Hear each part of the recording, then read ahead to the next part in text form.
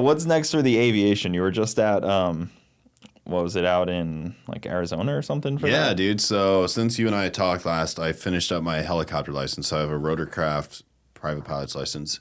And then I went for my airplane. So now I have my airplane single engine land. And now I'm going for my instrument license.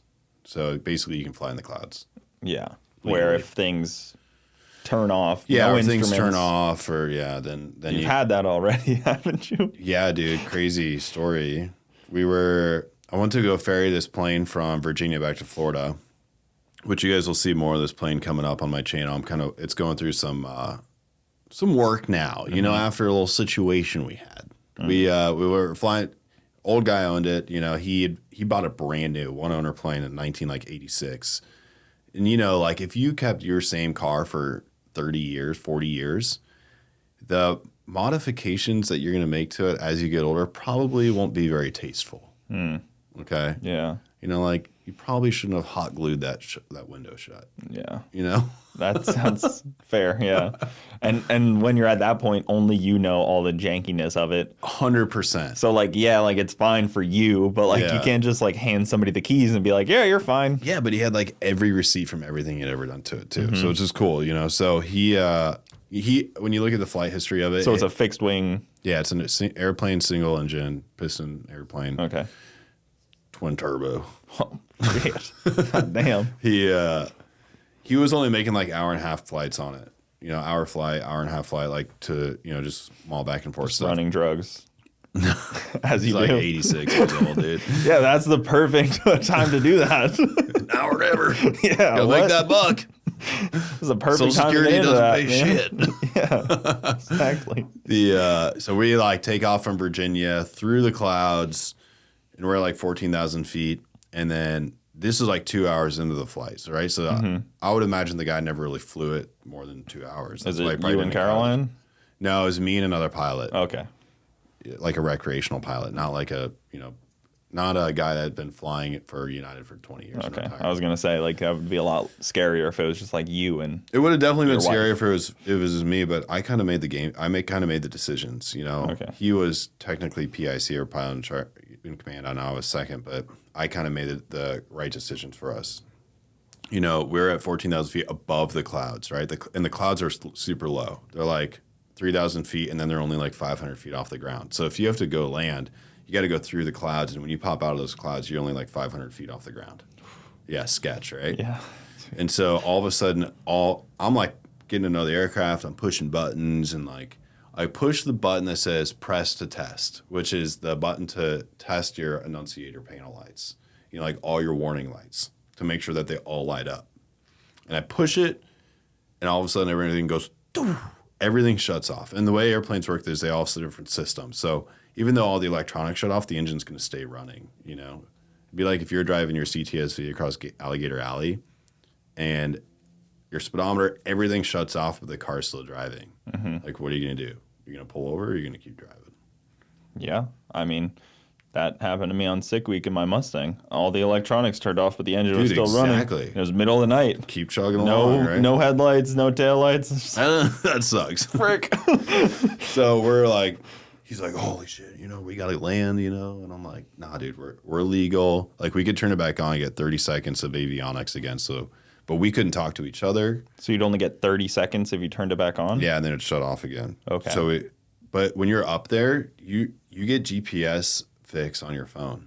So we have our pilot apps on our phone. We could open up our phone. We could see exactly where we're at on a map and see all the data we needed. And so I was like, dude, we're above the clouds. Let's just keep chugging along to Florida. And so that's what we did all the way back. Frick, that's scary. It was. That was probably a high stress situation. Was it nighttime too? It was daytime going into night. When we got back to Sarasota, it was dark out. Wow. And you could contact Sarasota with your phone and stuff, so you didn't just like land. Yeah, we stayed out of the airspaces, and then we ended up what we ended up figuring out is that something was overheating. And so I was like, hey, let's leave it off for 2 hours, and then 30 minutes out, we'll flip it on. We'll use our little bit of time we have to contact tower and let them know what's going on. And so that's what we did. We stayed out all the airspaces, and then we flipped it on. We were like, Sarasota Tower, this is blah, blah, blah, blah, blah. We have an issue. Can we get a cell phone number from you guys? or a phone number from you guys. Yeah. And so we ended up getting the phone number, and then we were able to land fine. And when you land like that, like, hey, we have an issue, like, do they contact FAA or anything? We did not like declare that? an emergency because technically we didn't have to. Yeah, because I guess, if you say I declare an emergency. You have to declare an emergency. Yeah, okay. So you could have said that to them, and then that triggers an investigation? If we would have declared an emergency at the time or during the flight, they would have kept a really close eye on us in a good way, you know? And in hindsight, we probably should have, but, you know, it all ended up panning out just fine. You know, it was one of those situations like don't declare an emergency unless you have to. Is there any, like, you probably could have called somebody if in a different situation if you knew more people with a flight to come, like, and tail you or whatever, you tail them we didn't have any way to communicate. Like if somebody you knew though, like with a cell phone, you could have called them and been like, "Hey, can you come? Lead us in?" No, not even. No, couldn't go follow a carbon cub. If we weren't able to get a hold of Sarasota, we were going to go to Venice, and Venice doesn't have a towered airport. You know, it's all like just guys talking to each other in other planes, and it's pretty quiet. So we could have gone individually to Venice. Interesting. Yeah, I didn't know if there was like some case scenario where like you could you even do that? Like if somebody was like, "Hey, I know you're flying blind right now," and you did contact them with the cell phone, they could kind of come help you, like follow me a little bit type of thing. I guess you could, but or does that even not make sense? I guess you could, but it wouldn't really make sense. Yeah, I guess because you weren't that blind, or like you could still see structures. Yeah. But would it also affect like the day, like how cloudy it was, how visible the day was? Like if you're in a shitty day, because some days you go out there and there's not a cloud in the sky. Some days, like, was that part of it too? Was it like a significantly cloudy day? We knew that where we were at the time of failure, that we had about an hour until we would be able to see ground again. Okay. So once after that like high stress hour, then we were kind of like, all right, if we had to, we could land on that interstate. Yeah, landing on an interstate is crazy. That happens pretty frequently, though.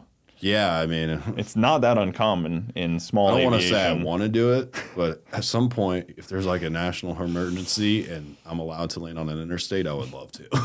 A national emergency? A state of emergency. Oh, I was like, man, what are we talking about here? Garrett got to do that. He got to go land He got to go land all over the roads. Oh yeah, when the hurricane hit, because he talked about that. He talked about how he was rescuing people during that. Yeah, he got an award for that. Did he? Yes, dude.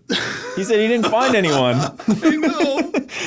Man, that's tough. I feel like it's also like, should you just get an award if you actually find anyone, or is the act of helping enough? The act of helping is probably enough. Absolutely. Yeah, because you did it. That counts. He got a participation He trophy. spent a lot of money, I'm sure. He did. He did spend a lot of money. So he got a participation trophy. Sure, it was very costly. Somebody has to come and like pin it on you. It's kind of like when your kids play baseball, right? You're like, that's a participation trophy. It costs a lot of money. Dude, I think back and I had like a ton of those up on my wall. Did you? Like when I was a kid, like they used to give us out like soccer, baseball, little league, like everything. They would give us like these little shitty trophies. Yeah. And the other day, Bronte had a couple of hers, and I was like, Bronte, I'm throwing these out. Like, what are you talking about saving these for? No, not at all. They're like $8 for like 50 of them. Yeah. Just for the trophies. Right. Yeah. Can we pause here? Yeah. I gotta puke.